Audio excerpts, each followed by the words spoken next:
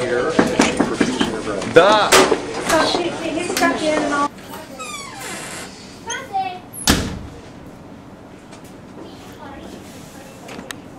שלום דוקטור בלט. שלום חייל. דוקטור, שמע, כואב לי. חייל, אני יודע מה יש לך, לא צריך לדבר בבקשה. חייל, איפה אתה משורת? צורפין? צריפין, בראשון, נכון? כן. אתה ז'ופניק או קרבי?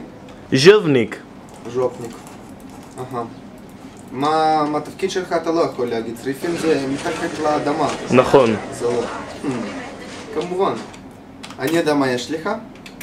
אתה לא אפילו, אתה רואה, אני לא צריך אפילו לשאול אותך שאלות. אני אז בסובייטסקי סיוז, בצבא הרוסי, אדום. שם בבוסניה הרצגובינה, אתה לא יודע מה היה שם. עזוב, לא משנה. אתם כולכם ג'ובניקים.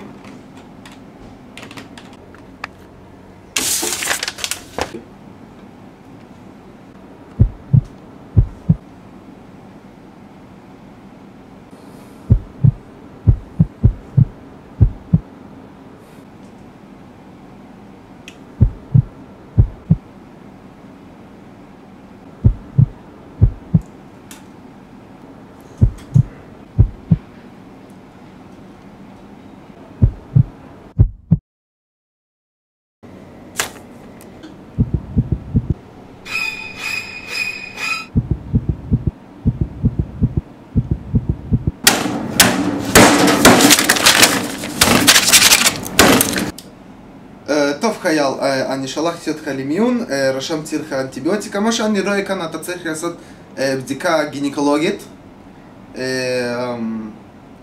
בדיקה גינקולוגית, מה רשמתי פה? אני לא מבין את הכתב שלי. יש לך מחלה בשם סחוילוב, שבעצם הגיעה בעלייה הראשונה של הרוסים מצפון צ'צ'ניה. אז כרגע אתה מתפנה למיון, יש לך פה אסמכתה תקציבית, ונזרוי שתרגיש מעולה. תודה.